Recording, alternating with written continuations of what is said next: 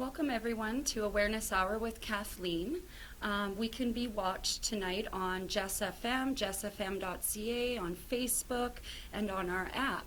I started this show in hopes of just bringing the community together so that we could know what's out here in the community for us, how we can help, and just to talk about any new and upcoming things that are helpful for us, because I think together we can make a difference. Tonight I have Kat Panic from Kat Panic Makeup and Art Design joining me.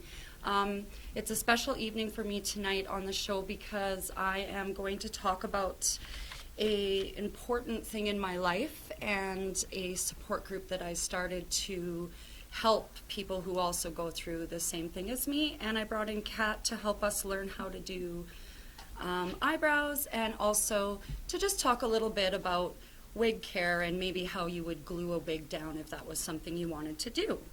So welcome, Kat. Thanks for coming. Thanks for having me. Yeah, so tell us a little bit about yourself, who you are, and what you do in Lethbridge. Well, I am a local makeup artist in Southern Alberta. So I do all sorts of makeup, from like the beauty and bridal to special effects and film. And yeah, I think overall I really enjoy making people feel better about themselves, feel good about them, building confidence in people, but also exploring the creativity and inspiring creativity in others. Yeah, exactly. Yeah. And you have your own shop here in town, right? Yeah, I just actually built a home studio. I just bought a house right on a main drag, and it has become a little vintage makeup studio, and there's big plans in the works for that. So. It is absolutely adorable, that little house. Oh, when I thank was you. driving by, I was like, oh my goodness, that so fits Kat. Oh yeah, you wait till we paint the house pink, then it's really gonna Yeah? be crazy. Are you gonna? Yeah. That'll be awesome. That'll be great. It's gonna be in the works for sure. At least we will all know where to go to get our makeup and hair and nails. There you go. Right? Yeah. Yes. Totally. That's something I didn't actually know that you did for a long time. Yeah. So that's called aesthetics. glam. Oh, glam gore aesthetics. Yeah. Yes. So I do offer all the other aesthetics, including nails, feet, and eyelash extensions, and facial waxing as well. But makeup is definitely my main trade. It's what I'm best at. It's what I'm known for. Mm-hmm. So I do prefer to funnel my energy into makeup. However, knowing all the other things as well is really helpful, and also it's super fun just to kind of branch out once in a while. Yeah, exactly. Try out new things and be able to meet new people on a different level. Exactly. Is always great. So yeah, so I have been wanting to talk about something for a long time that a lot of people have been dealing with. About 2% of the population suffer from something called trichotillomania, which is a hair pulling disorder. It's a repetitive hair pulling disorder, and it's something that people get from stress, anxieties, trauma, depression, different situations like that where they may not be able to control their emotions, and so this type of behavior ends up forming and then becomes somewhat of an addiction. There's things like skin picking, cutting, biting nails, dermatillomania. Those are all kind of the same type of things that we're dealing with, which are body-focused repetitive behaviors, or OCDs, obsessive-compulsive, or impulse control disorders. And I just wanted to really talk about it because I feel it is something that not a lot of people talk about, or we don't know about, is just because I think it's more of a stigma towards it. So I've had this now for 15 years. Today I'm wearing my brand new purple wig that my daughter and a boyfriend bought me, and I have other ones, and sometimes I just wear a little covering, and maybe one day I'll step out just into who I am without all of that, who knows. But I have been part of all these groups online and things like that to kind of help find support for this type of thing, so you're not just sitting at home alone feeling, you know, maybe less than others, because that's what a lot of people with these types of things will feel, just because it makes us look different. So looking different's always a little scary. But I started to notice Canada didn't really have a lot of these support groups, and especially not right here in our area at all. We have nowhere for anybody really to reach out if they have this, so that means 2% of the population in Lethbridge is suffering, feeling maybe less than, worthless, depression, all these types of things with this, and have nowhere to go or no one to talk to. So I thought maybe I would come out of my own shell to try to help my own self and not be so scared of what I'm going through, and open up a group online called Trichotillomania Tribe. You can find that on Facebook and on Instagram. I also can be reached through email on trichotillomaniatribe@yahoo.com. Anyways, it's a support group for anybody going through this type of thing. So if you're watching this and you are suffering from this, or a survivor of this type of disorder, or you know someone, maybe just let them know that Trichotillomania Tribe is out there now. It's there's no reason to stay alone in this or to have no one to talk to. The more people that we get that join from this area, then we could talk about potentially having an actual group where we could meet and, become an actual tribe who are making a change in ourselves and others with this type of situation. So, talking about that anyways, what happens is we end up having to do different things to make ourselves look the same, if that's what you want. So normally, for years, I just always wore this headpiece, and then I got into realizing that wigs were okay. Because even people with lots of hair will wear a wig. Oh, of course. I actually wore wigs for years. Yeah, talk to me about this. I used to be really into the cosplay community back when I was in college and university. Okay. And I was working at a job where I wasn't allowed to have any fun-colored hair. So I would dye my hair black, and then for a long time I had fake, dread extensions that I used to pop on my head, so I looked like I had a big head of dreads. Okay. And they were black and pink, and they were super fun. And then eventually I went into getting full-on pink wigs, and I would just wear pink wigs all the time. And people just never knew what my actual hair looked like. And a lot of people thought that my hair was pink until they touched it, and they're like, oh, that's obviously a wig. But, and now it's mainstream. It's so easy for people to use hair extensions, hair accessories, and wigs to alter their look, because a lot of jobs don't let them wear what they want to wear or dye their hair, right? Yeah, or sometimes you just don't want to be, you just are a person who wants to change things up more often, and not always going to the salon for $200-300 hair jobs is always the best way to do things, right? Mm-hmm. It's funny how, though, when you have something that makes you have to wear a wig, all of a sudden wearing a wig is now taboo. What a weird... I've noticed so many just in the groups I've been part of and stuff who are like, oh, well, I'll feel fake, or I'll feel funny, and I don't know what we can say to help them not feel that way, Kat, but... Well, even those going through cancer, like my mom's been through it, Okay. and I've had other family members who've lost their hair to cancer, and they had to wear wigs, and it suddenly became because I think it's like you have no other choice, right? You have no hair, so you must, according to society, have hair on your head to feel normal. So you wear a wig, and therefore, because you have no choice, you feel like that's almost taken away from you. Mm-hmm. So, and a lot of people will say, like, oh, well, obviously you can go against the norm. It's okay to have no hair. It's okay to show your head and things. But because we're still in a society that values hair and sees it as a feminine identity, for women especially, it's really hard for them not to have the long, luscious hair that the society portrays us to have. Yeah, it is. Just in the own community, I always think about it sometimes, oh, I wish I could just walk out and be who I am. I'm not at that point yet, maybe someday, but there is this one woman in town.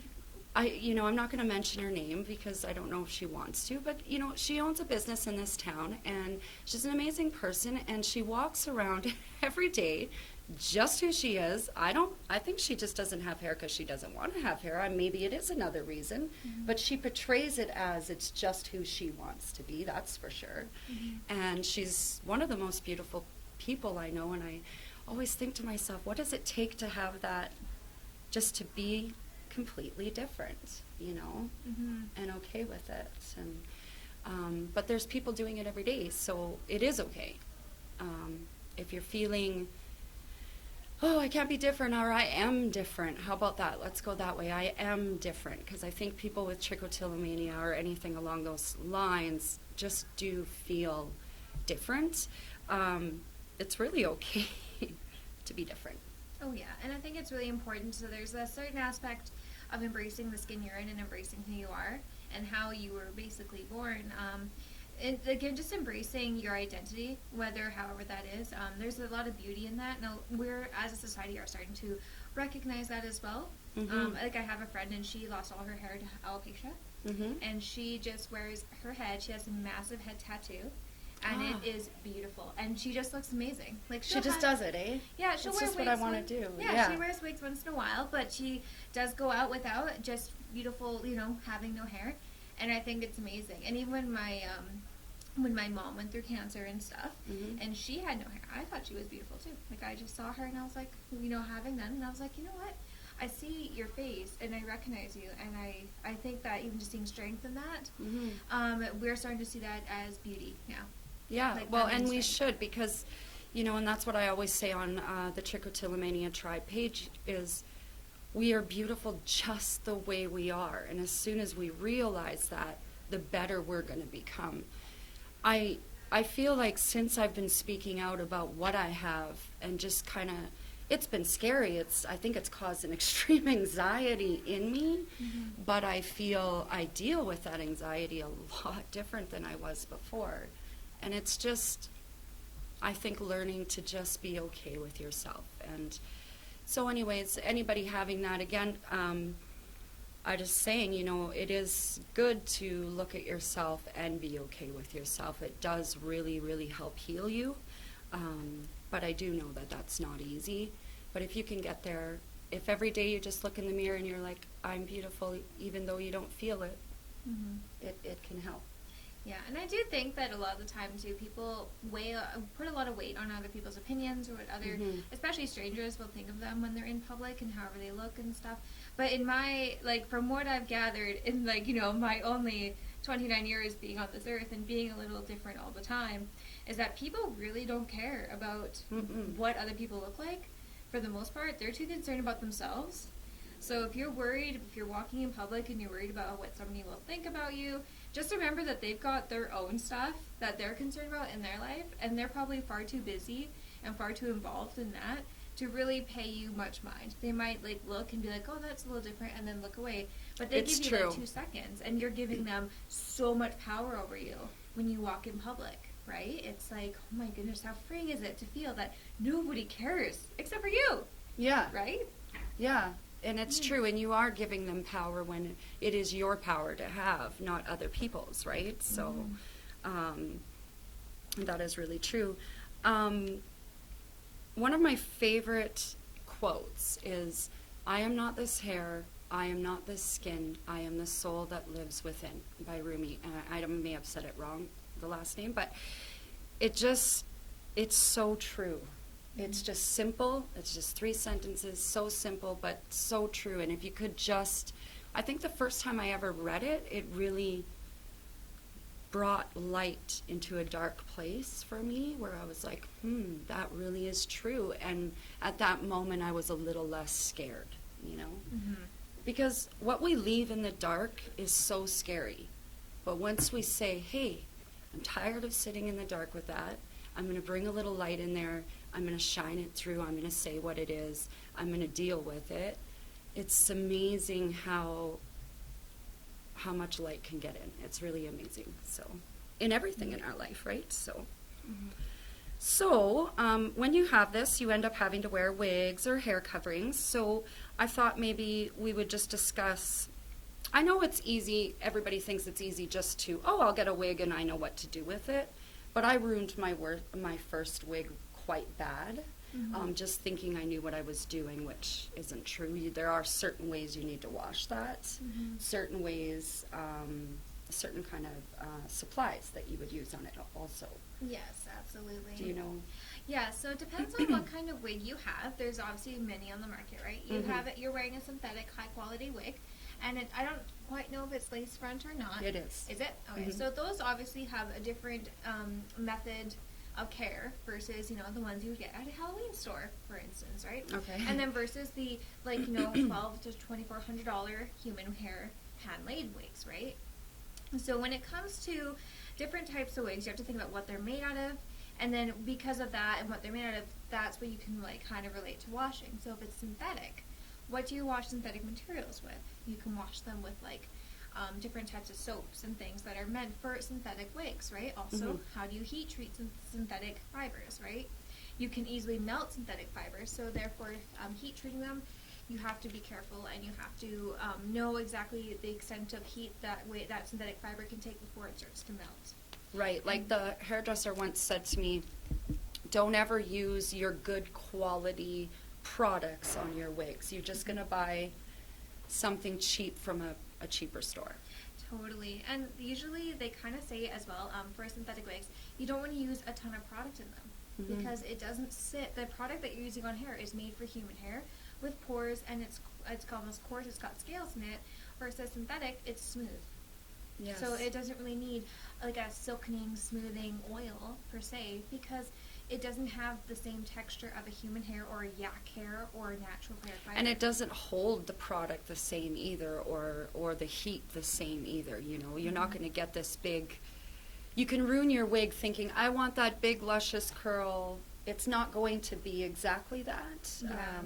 You do have to come to that realization too sometimes. Absolutely. Knowing the limitations, right? Obviously, if there's body built into the wig or crimping built into the wig to create body, that's how you're going to get the body. But I've worked with like wigs before where I've had to turn full wigs like yours into beehives. Mm-hmm. Lots of volume and standing straight up just for plays and things. And I had to, trial and error, crimp if I could on the lowest setting, crimp, back home, and then literally use almost like a spray glue because the hair does not hold product like human hair does, right? And that being said too, a lot of synthetics you can't even use heat on them because as soon as you use some heat, they will fry. That's true. Yeah, that's what happened to my very first one. And you also, when you're washing them, I've noticed if you put a little hair elastic at the end, instead of just washing it open, you won't get as much of those knots that get into there, and then sometimes you can't even get that out. You have to cut it out. There's no choice, right? So it's true. Yeah. When you've spent $200, $400 on a wig, or like $500 on my other one, you don't want that. Yeah, and then also because I worked with a couple of other cheaper wigs where I wasn't allowed to use heat, so what I did is I almost like wet set them. What's that mean? So basically it was a long blue wig, and I just kind of sprayed it down with a mixture of Downy and water. I just spritzed it down so it wasn't fully wet, and then what I did is I took Velcro rollers, and I put every section in Velcro rollers, so I had a curl set on a head form. Yes. And then I let that sit for a couple days so the fibers completely dried. And then I took it out, and it had a nice loose wave that was imprinted into the hair because of the wet fibers, and the Downy helped with the frizz. Oh boy. So there's things like that you can do. Not saying it's depends on the wig, depends on the quality. And obviously if it's natural hair, you have a little more leeway because it's very similar to human hair, if not human hair. Right. So you can use heat. You can use human hair styling products. You can use human hair. There is also a thing I found out too that a lot of people with hair loss disorders like alopecia, trichotillomania, there's other ones.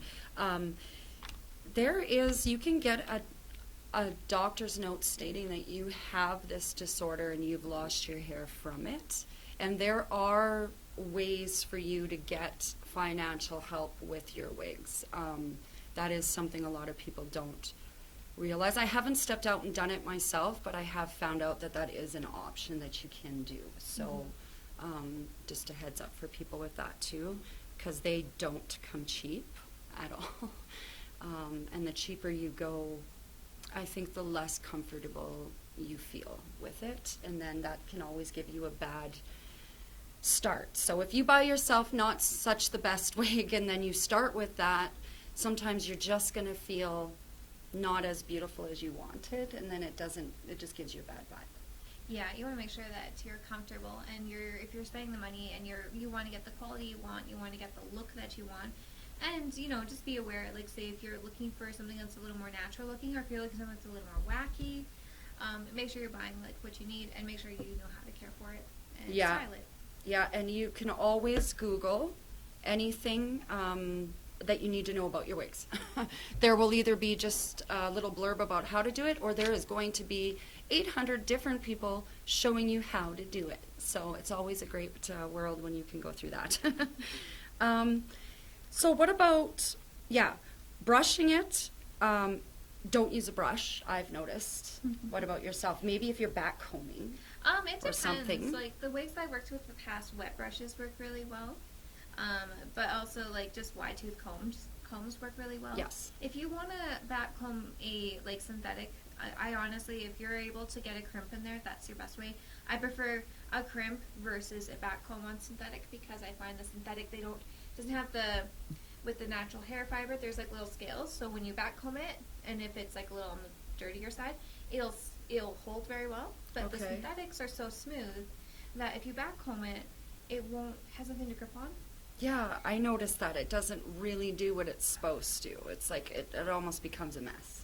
Yeah, so you're better off to, if you can, make like a bit of a texture with the crimp iron. And the crimp iron is kind of my favorite thing when it comes to creating texture because it holds better than a back comb a lot of the time. Or if you do back comb a crimp, it will stay way longer. Okay. And what about gluing it down? That's something I'm really new to. I used to just wear the black thing underneath and then put bobby pins in to hold it. It does work. It works actually very well. But those black little things, they're kind of like a nylon that you stick on your head. Seriously, 8 hours with that on your head, that's not funny. That's a headache waiting to happen.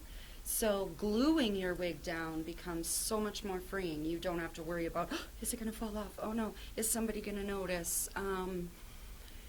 Somebody with trichotillomania, let's be realistic, if they have any stress that day, they might go towards that wig, unfortunately thinking to pull, which could cause a problem.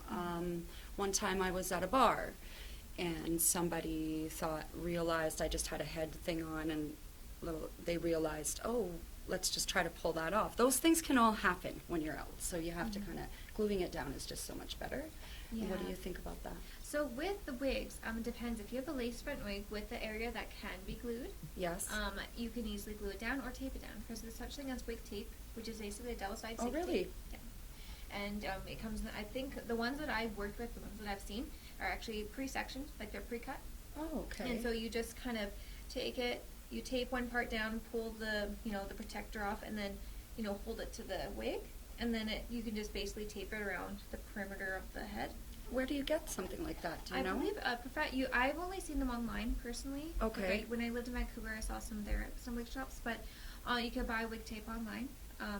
And then on a lot of the wig shops online, they'll sell the wig tape as well. They might sell rolls or they might sell the pre-cut. And also you can buy the wig glue. But in theater, like we've used spirit gum before even. Yeah, that's what I use. Yes. I'm almost out, so I'm kind of like panicking because we have no Halloween right now, but I guess you can get it online. That's like true. Or in Calgary, it's only a 2-hour drive, and I mean, I already know somebody that lives there is driving up there every day. That's true. I never thought of that. But yeah, the spirit gum is amazing, and I think it was $5.99 for the cheap. bottle.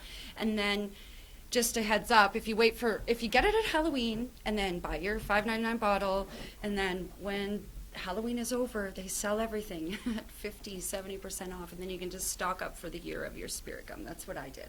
Yeah, and I buy spirit gum sometimes. It's not my favorite for special effects, but it works really good for wigs because it is that contact glue, right? So basically you put your spirit gum on, you let it dry till it's matte, and then you keep tapping it till your finger starts to stick. And when your finger starts to stick, that's when you're ready to apply. So I did not know that. Oh, yeah. Oh. I wish I had some to show you. Okay. So it's very easy to use. So yeah, you just kind of take your brush, you wipe it down, and then you wait for it to dry, and then you just take your finger, and eventually your finger is going to start sticking and sticking, sticking till it's like really sticky. You pull your finger off, and that's when it's ready to go. And so you take your lace front, and you pull it down, and then you just kind of lay it, and then it's good. So you're applying it to the wig? The lace front. Yeah, that's what I do, but I just apply it and get it on as quick as I can, thinking, it's not going to stick, it's not going to stick, and then I just hold it as tight as I can, and it seems like such a big process. Yeah, it can be difficult, but that's how we did it in makeup school, and I think that's probably the best way. And the good thing about spirit gum, it's water soluble, so to remove, it's quite easy. You just soak it with some warm water, or spirit gum remover, whatever you have on hand.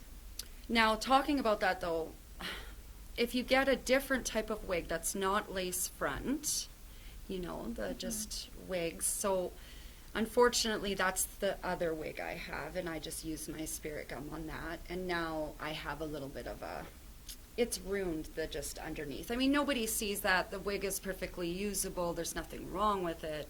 But I notice it, right? Yeah, and that's the hardest thing too. If it's not a lace front, I'm sure there's methods and ways of gluing it, but they're a little more unconventional than the lace front. What you can do, depending on that quality of the wig, you honestly could just get some wig lace and create your own lace front. Not saying you don't have to hand lay hair in there or not hair, but you can like hand stitch a small lace front into the front of that wig, depending on what it looks like, and then use that to glue on. So you could do that too. But also, like, there's other ways to make it stay. Headbands are a really good way to do it. Oh yeah, I do see a lot of the ladies in some of the trichotillomania groups I've been part of. They'll put their wig on and then they'll wear a headband and kind of style with that. That looks really pretty. And if you're not into wigs, a lot of them will.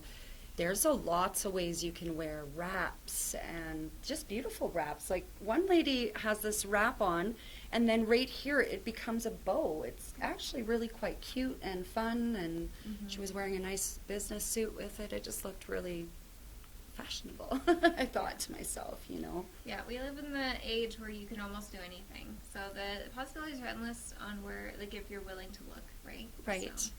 So. Okay, so we can glue it down. We can use, using gel is also, I guess, an option, somebody told me. Have you ever done that? I've never done that. Because I think, how does that even, I guess it'll kind of keep it down, but I don't think it'll work as good as the tape or the actual glue myself. But Well, and a lot of gels are also water soluble, and they will break down with sweat. So you have to think about that as well. Good point.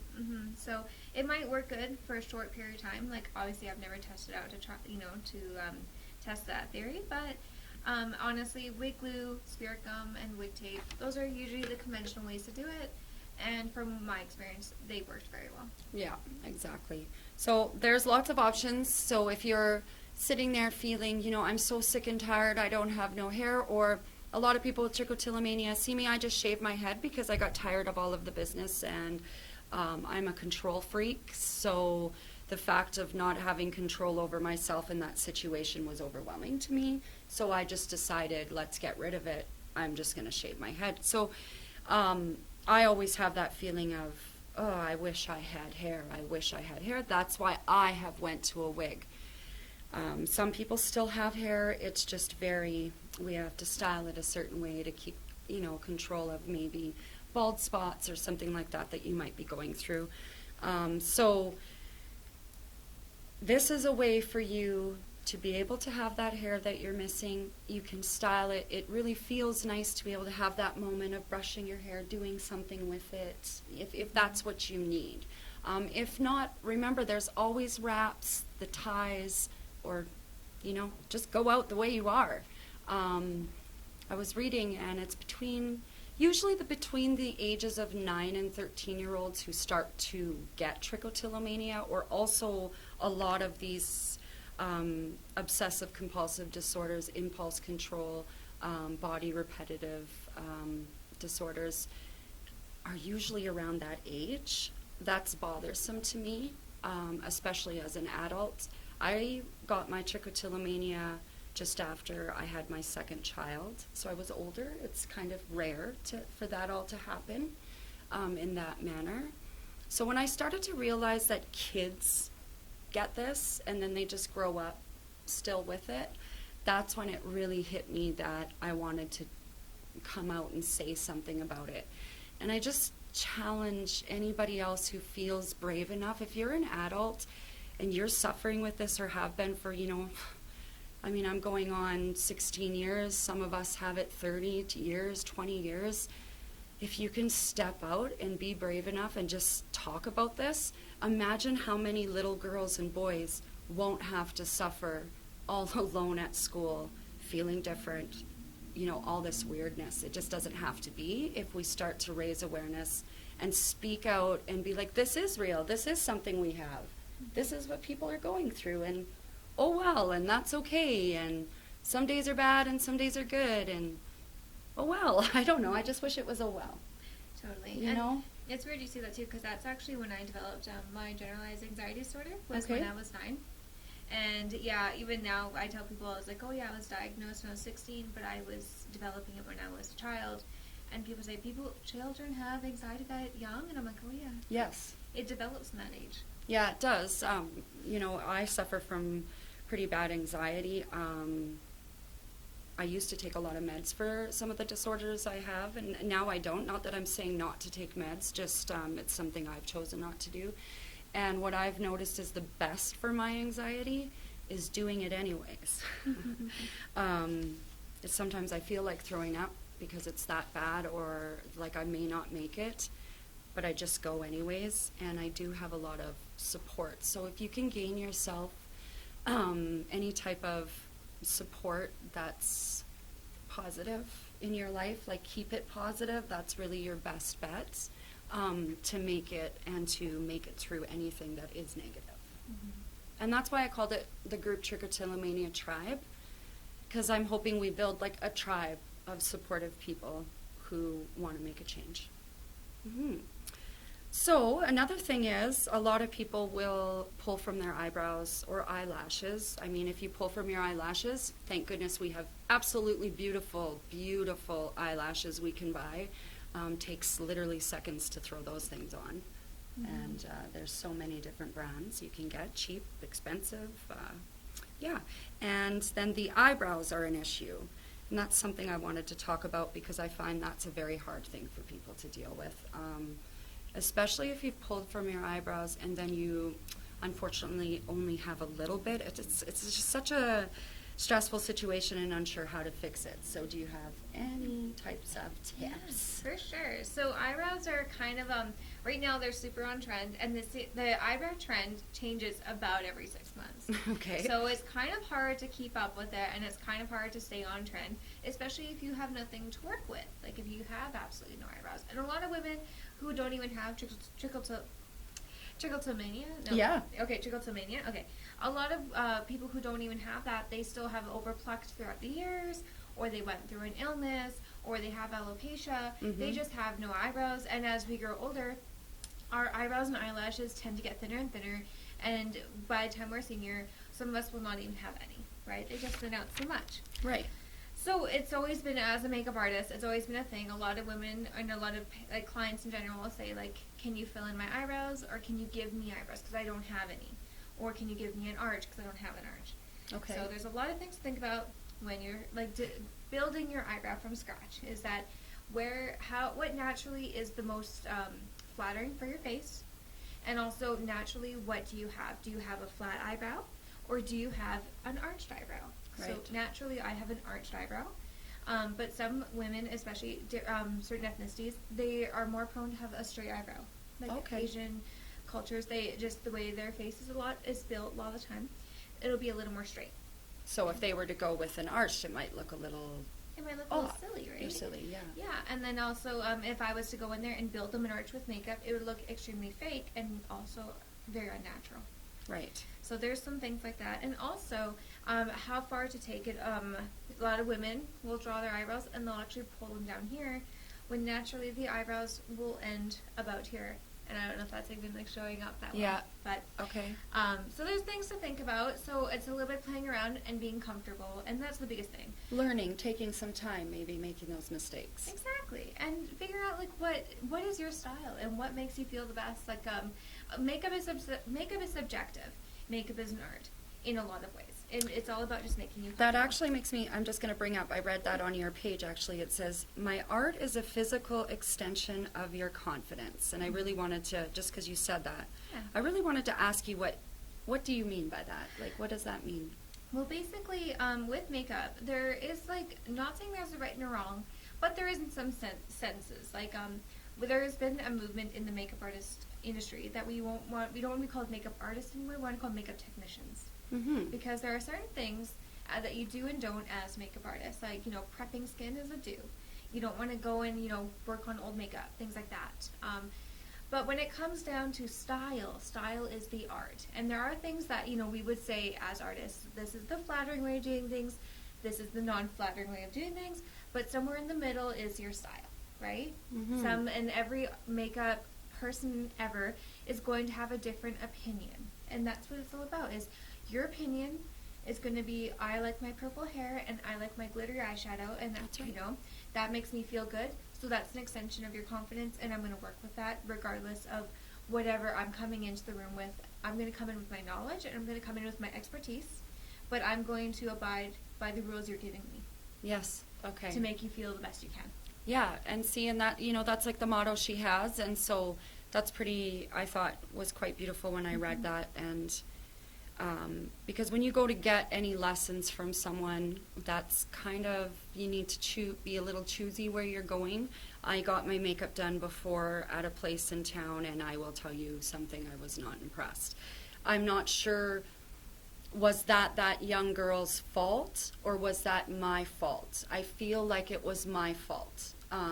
They fixed it. They, as the company, totally did my makeup again and helped me out. It was amazing, but I went home thinking, I wonder if that was my fault, because the first time I wasn't straight up enough about what I felt was important for me. Mm-hmm. And then I think she was stuck doing with what she liked. Yeah. But that didn't work for me, Yeah. right? And then the second time around, I was already, you know, on my money, no, you know how you get. So my second time around, I went in a little more aggressive, let's say. So I was able to say how I truly felt, and all of a sudden the makeup was somewhat perfect, I felt. Mm-hmm. And that's when it dawned on me. I think when you go to see your makeup artist, you need to be confident in what you kind of want, Mm-hmm. so that they can give you that. It's Otherwise, they're just sitting there with what they like, and that may not be the same. Oh, absolutely. And also, being like in the professional field as well, it's our job to come in and read things about you that are not spoken. Read what you're wearing. Read what your hair is like. Read, you know, what shoes you're wearing. You know, things like that. Because those will give us hints on, say, you sit in my chair and you say, well, I don't know, you do whatever you want, but I see you're wearing cool patterns. I see you're wearing a little bit of shimmer. I see you're wearing, like, cool boots and ripped jeans and purple hair. Obviously, I'm going to say, you know what, this girl, she's a little on the edgier side, so she'll probably let me play with a little bit of color. She'll probably be open to a pink lipstick versus a nude. So Yeah. there's things about that we as makeup artists need to, you know, that's a part of our job. That's the unspoken part. And the biggest part... that people aren't even realizing that you're doing. And it's body language. Like, I just did makeup on a man for a film a couple weeks ago, and he was a country singer. And he came in, and he sat like this.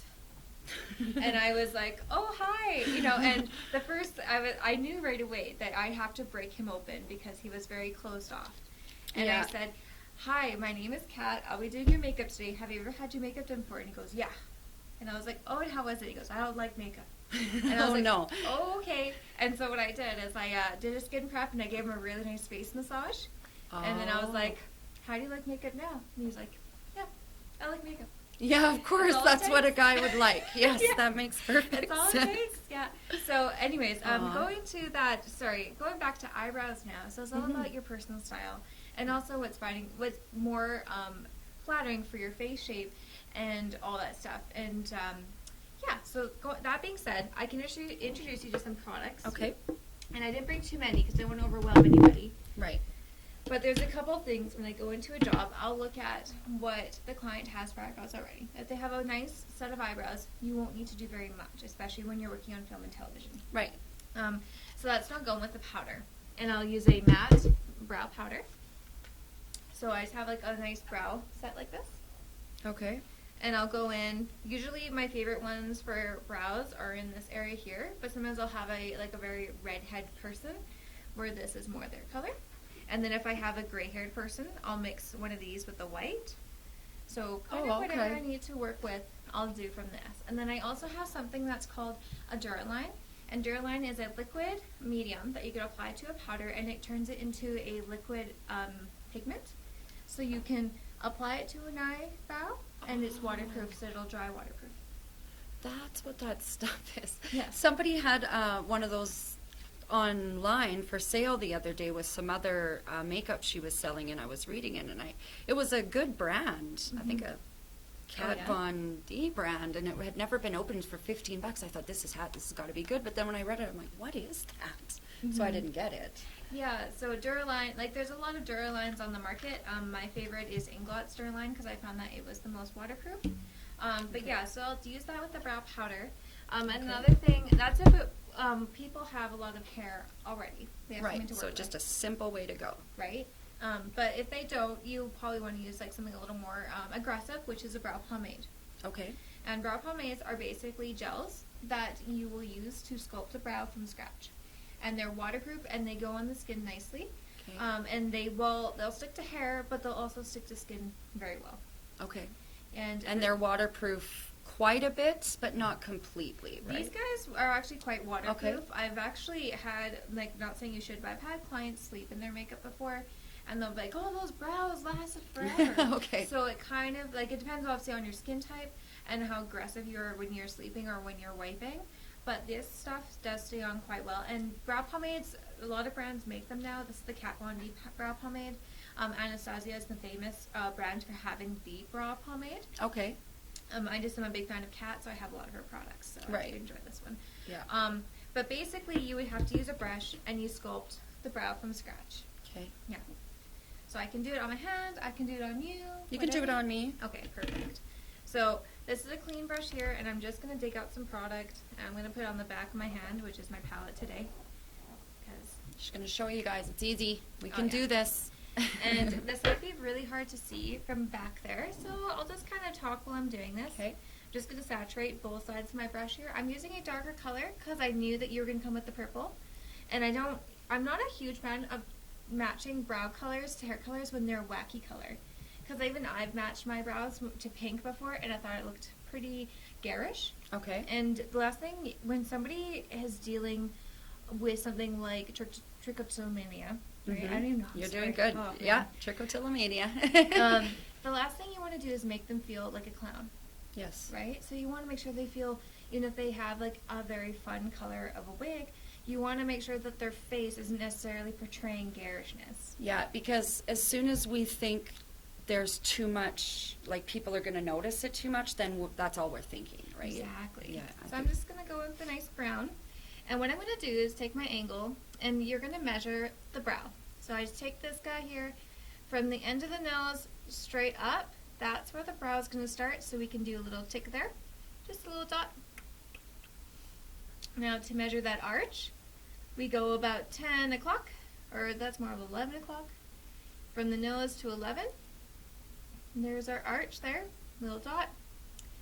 And the end of the brow is the end of the nose, corner of the eye. 3-dot method. That's our brow mapped out. Oh, And this is like brows for dummies. This is the, very generic, easiest way to map out a brow if you don't have one and you're kind of wanting to get one or learning to build your own brow. So then what I like to do is I'll just take it and I'll just kind of follow the dots and just lightly pencil that in. And usually I'm standing right in front of you, so I'm sorry if this is a little strange. Connect those dots. There we go. So now we have the bottom outlined, and this is where we go when we start feathering in the fake hair. So I'm just going to kind of go in here, and just kind of feather this in. And now I'm trying to pretend build fake hair strokes in there, but a lot of girls will go in with a spoolie or a mascara wand, whatever you choose to call it, and they'll just kind of lightly fade it all out. But this is, we're just gonna put some fake hair in there, and I'm kind of brushing in the same direction that the hair would naturally grow. There we go. So then we have a Build-A-Brow, which you can't really see too much, but basically that is your Brow 101. Right. Pretty simple though, because that's what you're always thinking when you've never done it before is, well, where do I start? How do I even get this happening? You know? Like, where do I map it out? If there's nothing there, it's really hard, right? Mm-hmm. And then you get into the point where, like, well, I'm just going to draw a giant C curve on top of, like, where I think my brow is going to be. And then that's when you get into those, like, 90s brows, right? Which we really, those haven't come back yet. I don't think they're going to make a comeback. Yeah, let's not do that. No. Okay.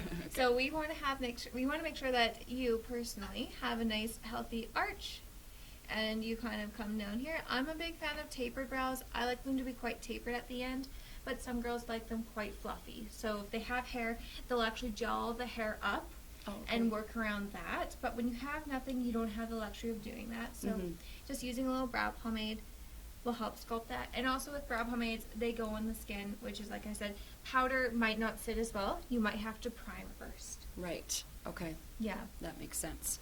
Yeah, and there's other things on the market too. Obviously, brow pencils, and there's microblading, brow tattoos, other things too that are a little more permanent.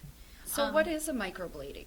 So microblading is basically, we're all familiar with how tattoos generally work, where we have a tattoo that goes into the third part of the skin, I believe. I'm not a tattoo artist, I'm sorry. So she's trying. I'm trying really hard. It'll go deeper into the skin, so it's a permanent, they lay the ink permanently in the skin. It's embedded into the skin, right? Okay. And then the skin heals over and it's permanently embedded. With microblading, they're going on the top 2 surfaces of the skin, I believe. It might just be the one. And they take a needle or a blade, and they put ink on the blade, and then they inject it on the first part of the skin. Okay. So it leaves a semi-permanent tattoo, and eventually they fade completely. Oh. So they are not permanent. They're only semi-permanent, and that's way you can go with the trend. Oh, okay, so semi-permanent and I wonder how much. I wonder how long. Well, we're not talking. I've had mine done, and mine have been lasted for a solid 2 years already, and they're not fading yet. Oh. Yeah. Right now, that's what you have? Oh. Yeah, so I have a powder shade where it's basically they fill in the entire brow, so there's no hair strokes involved, they just fill in the entire brow. But the microblading typically is a hair stroke movement, so they build the hair strokes in. That's so cool. Yeah. Oh, I never realized how that all worked. Yeah. So that's good. Now we know that there's many ways to also deal with your eyebrows. So, girls, I get it. It's not, I don't want to say just girls, because men also have this disorder. It's girls and boys. It's just anybody. It doesn't matter who you are. You can have this. The point is, yes, I get it. It's terrible. It sucks. It's taking everything from you. You can't grasp why you're doing this. Damn it, you wish you could stop. But you can't. And you know what? It's okay. You just got to take every day one step at a time. Some days are going to be good. Some days are going to be bad. It's just hair. Look, we can have wigs. Today I'm purple. I can't tell you how great I feel in purple. Everything in my life is purple, so I love it. I can change all the time. I can have eyebrows if I want. I can have big eyelashes, small eyelashes, all that kind of stuff. And it's fun. It doesn't have to be it doesn't have to define you, okay? It can just be a part of you, and now you can just have fun. The best that you can with that would build your confidence a lot more. Do I have days where there's no confidence? Yes. But the more I build this confidence, the less those days are there. And the more I build up my group of people that are supporting me and loving me through it, I'm able to talk with them. So that's also another thing. If you're filling yourself with people who you can't be real with, you might want to look at that also. Because that also brings us down and makes these types of disorders really flourish, because we can't tolerate the anxieties that we're grasping. So sometimes you need to step out of certain places in your life. So if you're in this area and you ever want to get your makeup done, or you are having issues with, a disorder that's causing you to not be able to have the right, sometimes skin picking can cause issues with your face, and you don't know how to cover it up, or the eyebrows, so on and so forth, or you just don't know how to do makeup and you want to, and you're in this area in Southern Alberta, I would strongly recommend that you reach out to Kat. Kat Panet Makeup and Artistry is on Facebook, on Instagram. You can reach her at 403-360-2825. And what's your website? www.catpanic.com.